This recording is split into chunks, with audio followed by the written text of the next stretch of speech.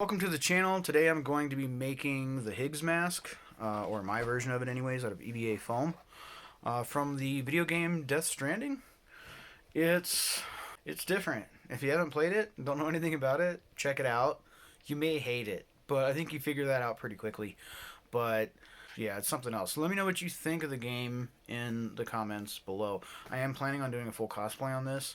However, a small percentage of it is actually props like this mask. However, I will do videos on that stuff. There's linked the patterns below and other things you may need if you want to do this project, or just see something in this project that you would like to have to add to your own workings and craftings. So without me rambling anymore, let's go ahead and just jump right into the video. Okay, real quick, I want to give a shout out to Project Acheron. They're actually the one who requested this video, and I'd gone through and pretty much filmed the whole thing and didn't really mention it. But they're the ones that requested this, and they have an awesome channel. I'll put a link below if you want to check that out, especially if you're a fan of the Alien franchise and all those different films from like Ridley Scott and James Cameron, etc. You should go check out their channel. They actually do a prequel series that ties all the films a little bit more so together than what they were able to up to this point with Prometheus and Covenant. Okay, so first thing you're going to need to do is cut out the basic pieces, which is 1, 2, 3, 4, and 5. You only need one number 5, but you need 2 4s, 3s, 2s, and 1s. Now, I put on the patterns where to cut it at an angle. For example, right along here, you want it cut at an inward angle. So when you're looking at it, you can see that it is not a straight cut. There is an angle to it. I even put those lines on there so you could see a little better on camera. And same thing with here, angled cut, and on top, angled cut. And here, inward angled cut as well, and on here as well. Also, where the 5 meets the 4s, you need to have that inward angled cut. Everything else, all the other cuts, you can do straight. There's going to be several ways to do the teeth. I'm going to go through both of them, but you don't need to worry about that pattern or the nose center pattern for right now. And first thing I'm going to do is I'm going to start gluing these together using contact cement. I'm using Dab Weldwood contact cement, but you can use Barge or anything that you trust as far as brands go. I just happen to use this. And first thing I'm going to glue is these V-cuts. I'm going to apply contact cement, let it sit for 15 minutes. After it sits for 15 minutes, I will then press it together.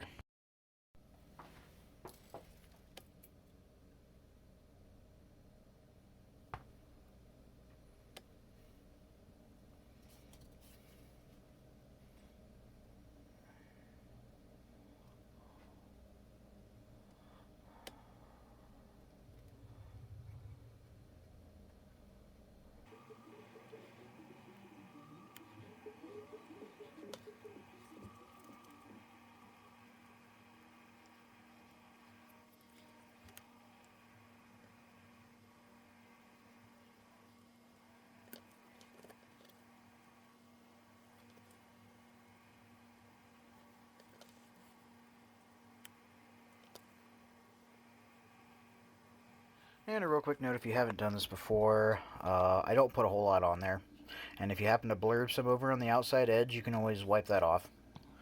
And I'm going to let this sit for 15 minutes like I just explained.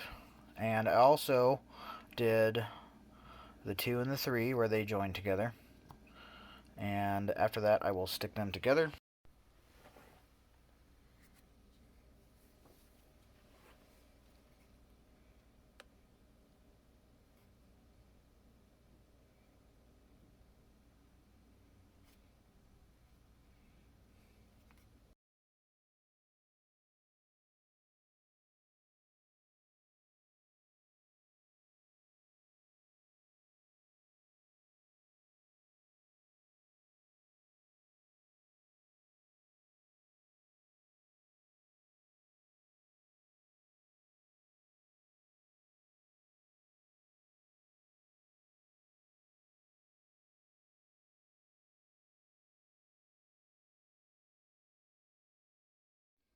Alright, once I have the V-cuts here lined up correctly, it already starts to pull a little bit of the shape that we're going to need into it, which is kind of the whole point of that on the pattern.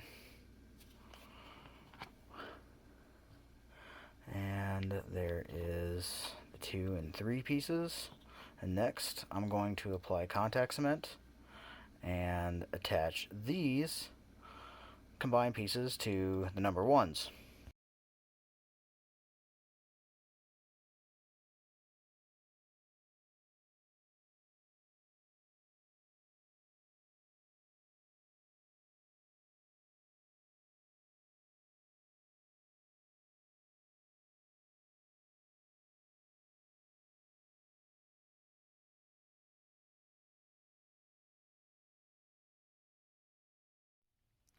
Alright, now that the first 3 pieces are together, I'm going to go ahead and attach the 4th.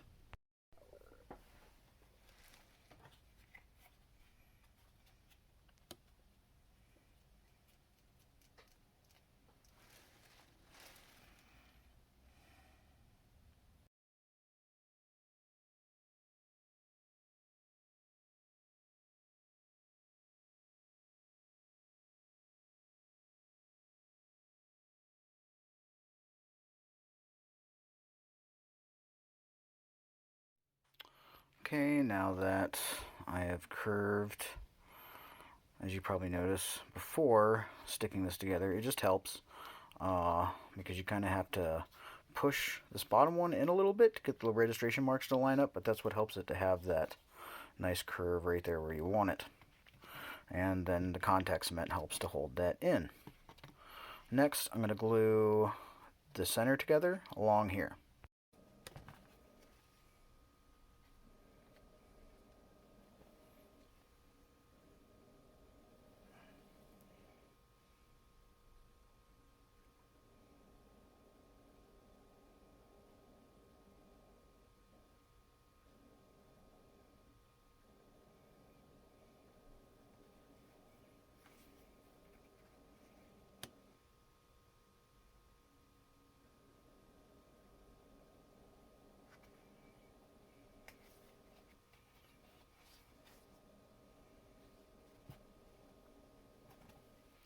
Alright, both sides are together. However, before I put in the number 5 piece, I'm going to heat it and put some shape into it. And to do that, I'm going to use a Drill Master heat gun. This is a generic bottom of the line job, but it does the trick. It has 2 settings, a low and a high. I'm going to heat this on high.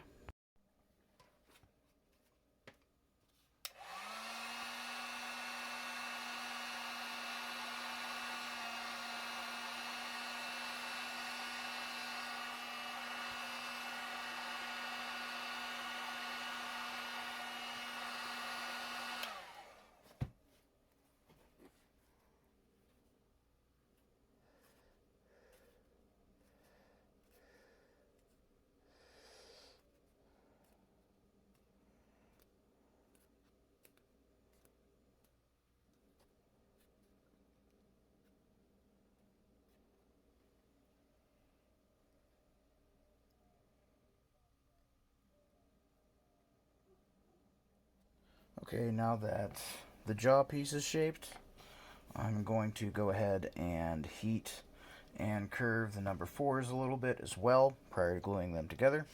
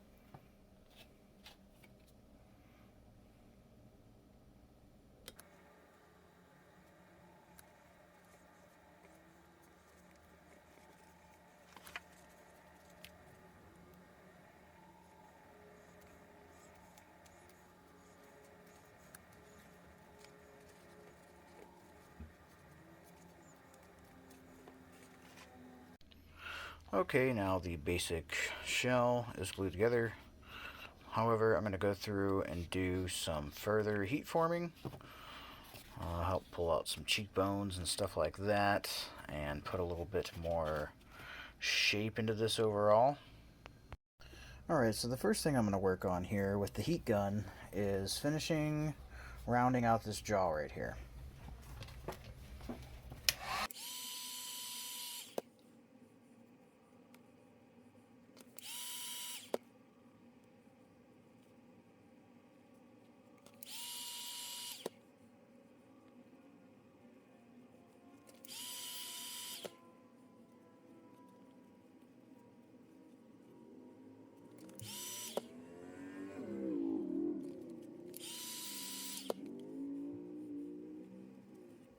Now the next major area I'm going to work on is going to be up here in this area where I'm going to heat and pull out cheekbones, and that was part of the reason for the registration mark. I could have put it anywhere to get this part of the pattern to lay flat, but I really wanted it to denote like where that was supposed to be.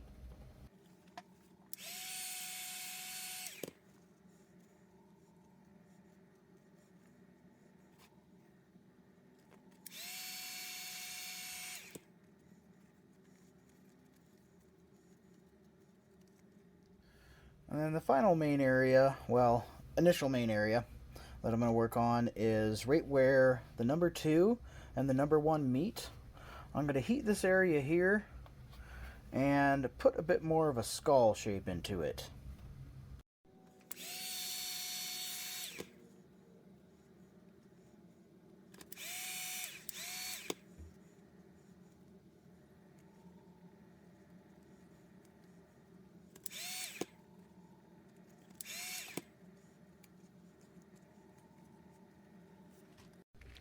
Okay, so that's the main basic points and generally how you would want to shape this to get a skull shape out of it.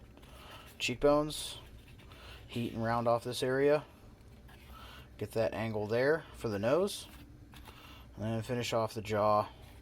This one, like I say, I just concaved it to meet this, and this one I just pinched in to make it look more like a jawbone. And now I'm going to heat and kind of round and smooth this out a bit.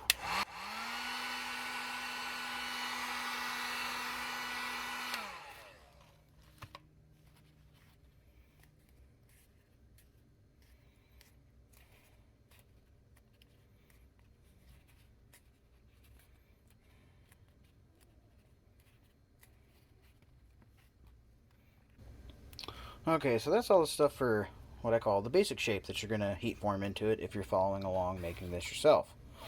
The more complicated stuff, or the stuff that I generally do off camera just because it would be a really boring half-hour long time lapse, is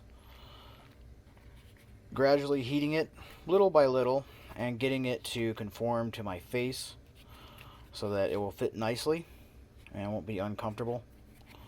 And the other thing is to just put little bits of definition in where I see fit while looking at a reference photo.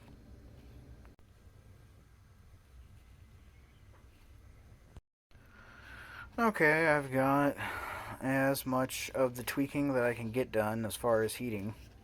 And now, I'm not going to do the teeth next, or the centerpiece on the nose. What I'm actually going to do next is sand this up using my Dremel rotary tool, and I'm going to smooth out these seams and probably groove out the back of this so it's a little easier to glue the teeth in.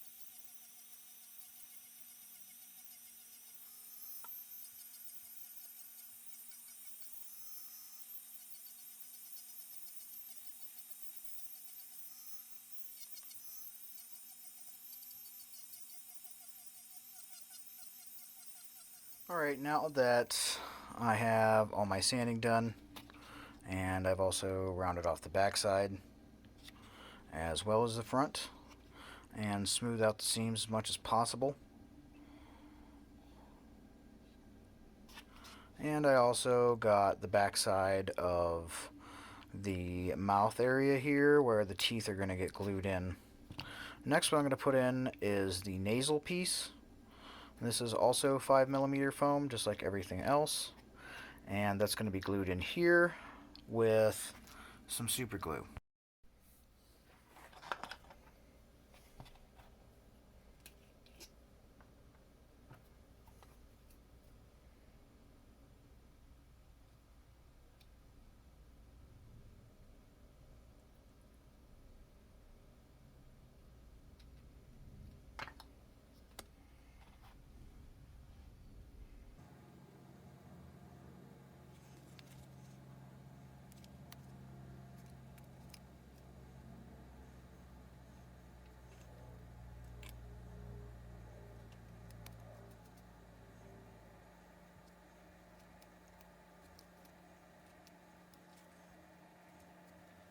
Alright, the nose piece I took after gluing it in. I used my Dremel to round that off so it doesn't look like just once again, a square piece of foam.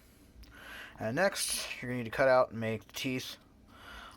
Since I wanted these to be more consistent than, say, something like I did in Venom or the Ghost Rider skull mask, like, I decided to just do them in 4 sections. So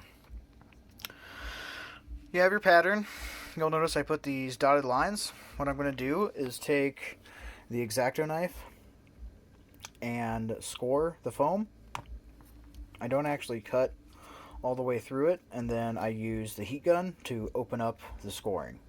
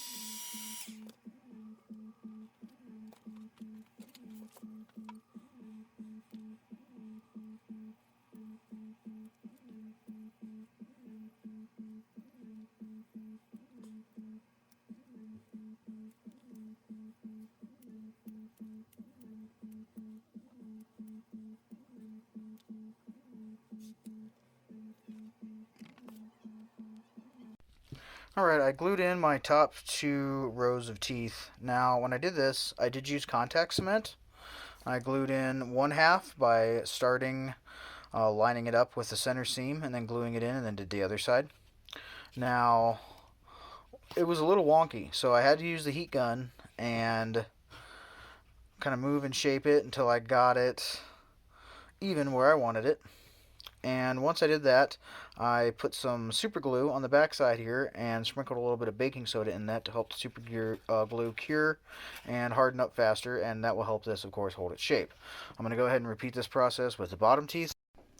Alright, now that I have both the top and the bottom teeth in, I'm going to essentially close this jaw and use super glue to glue the teeth together to hold it together at any point where the 2 teeth connect. The front teeth should overlap the bottom teeth.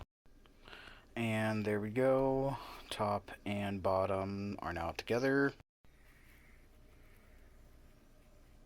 Alright, now that this is all glued together and fits my face nicely, I can set that off to the side, because now I need to put together the top part of the mask. And you're going to need 2 number 1s, 2 number 2s, 2 number 3 pieces, 2 number 4s, and 2 number 5s. And I'm going to start by gluing each 1 to 2, and then the 3 to the 1, and then the 4 to the combined pieces, and then finally the 5. And I'm going to do all this, same as before, with contact cement.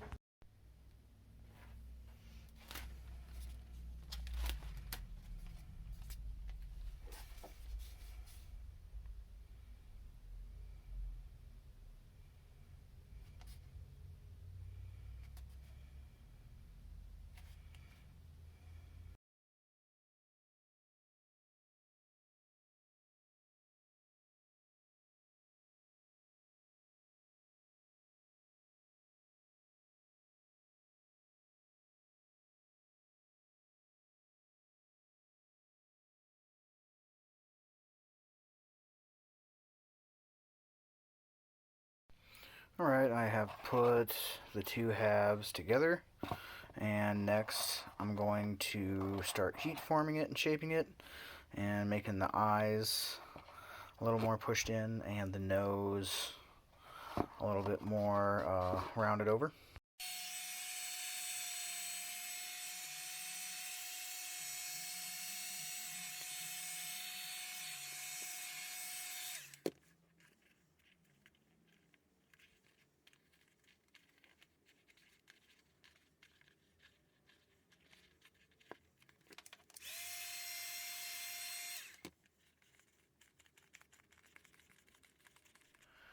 Alright, I did a little more intense heating rate around here and pushed and curved this in, just working about a ½ inch or so at a time until I got this nice and even on both sides so it would fit up to my face a little bit better. And worked here, see, heated and shaped the nose a little bit more too than what I did in the time lapse. And next what I'm going to do is go back to the Dremel and sand down all these seams.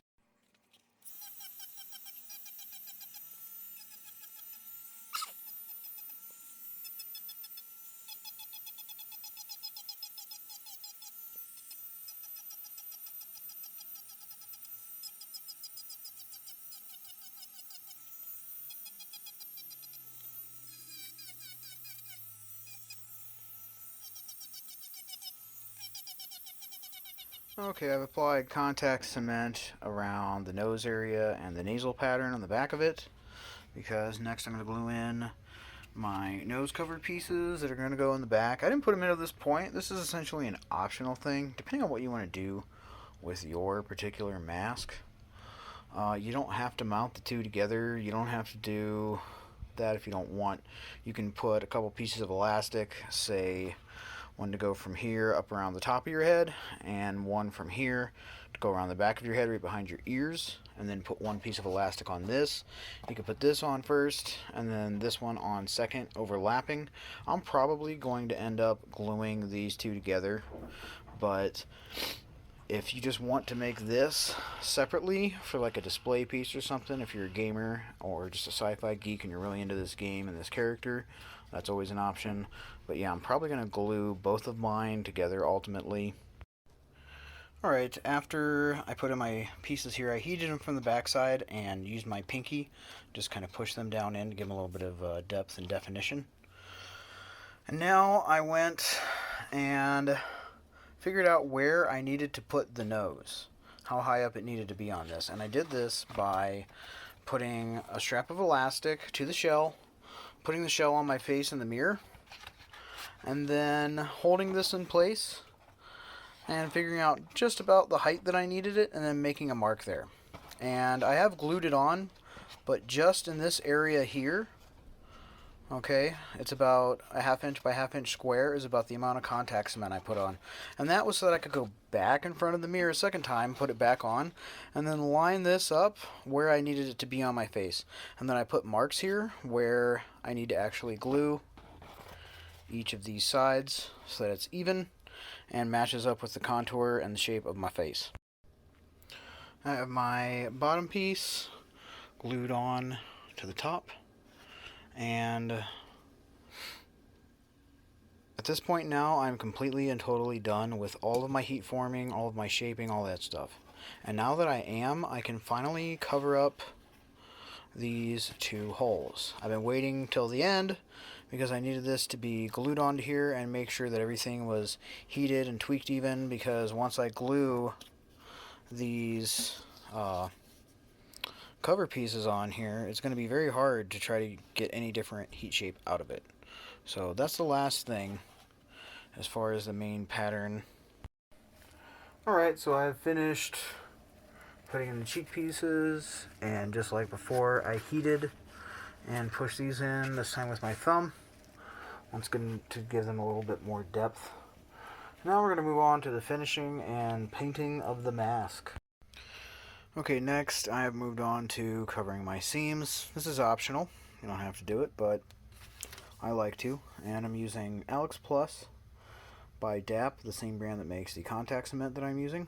And this stuff is clear, and it's an all-purpose acrylic latex caulk plus silicone.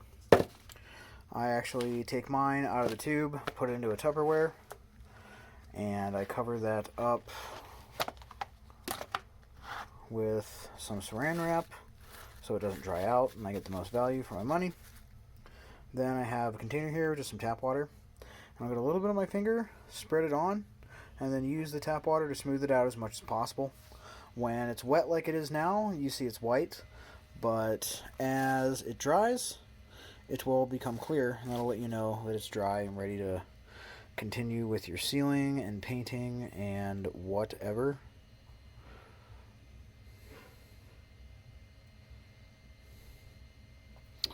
So yeah, I'll just put some on a spot that I need, dip my finger in the water, and just use that to smooth and even it all out. And I just spread out the excess water. And when that dries, I will seal this up with some Mod Podge. Alright, I've put about 3 coats of Mod Podge on the lower part and 2 thinner coats on the top. And now I'm going to go ahead and primer this all black.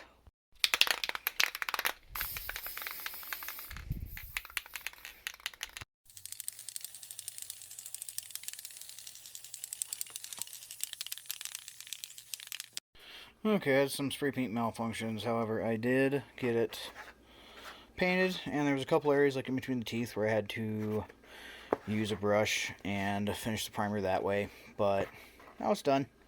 And it's dry to the touch, but I'm still going to give it another 12 hours, and then I'm going to use some Model Masters Gold. This stuff is some excellent oil paint.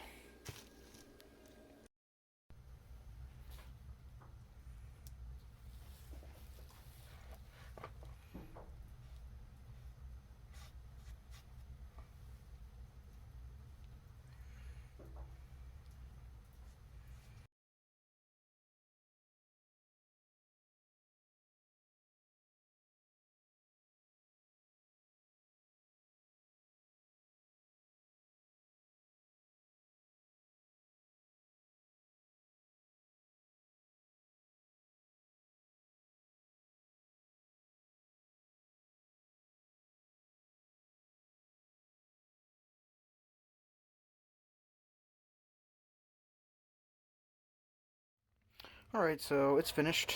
I put 2 coats of the Model Masters. Now keep in mind, my Model Masters I actually did thin out with some paint thinner, so it's not as quite as thick as what you actually get it from the bottle. And I also put in a couple lenses. I just used a little bit of contact cement right around the edges of the actual lenses themselves and just kind of brushed it all around the opening on the eyes and then just stuck them in. And I cut these out of a replacement grinding visor. I got this from cyberweld.com. Now on the site when I ordered it, it said that it was in stock, but as soon as I ordered it, I got an email minutes later saying that it's not in stock and it won't ship for 4 to 6 weeks, which I did eventually get it, but my Mandalorian helmet just sat there forever. So keep that in mind. I will put a link to it, but I mean, the other choice for me would be to just use sunglasses, but I don't really have the money to go to the store, and I have pieces left over from my Mandalorian helmet that I just threw it in this.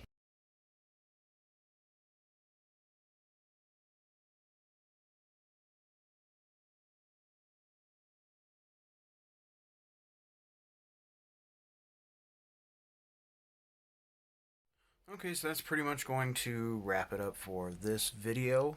So that little test shot of me wearing this kind of taught me one thing, which is that, and I kind of assumed this anyways, I'm going to have to heavily alter or modify pretty much anything that I purchase for this cosplay, because I do intend on doing a full cosplay.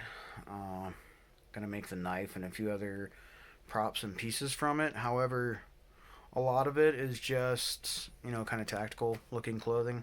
Like, I already knew I was gonna have to put gold inside of some sort of hood, but the first thing I thought watching the game was that, like, the hoods that are generally on hooded sweatshirts and parkas and things like that probably aren't going to be large enough, and I'm probably going to have to make something myself. Or rather, my fiance is going to have to make it for me because she does all the sewing. I am really, really not good at that.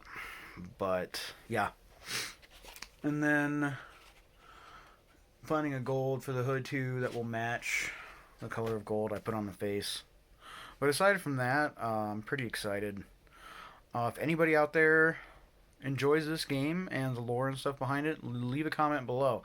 If you played the game and hated it, I'd like to hear what you think about that too, because a lot of people don't like the game, and I feel like a lot of that comes from the story.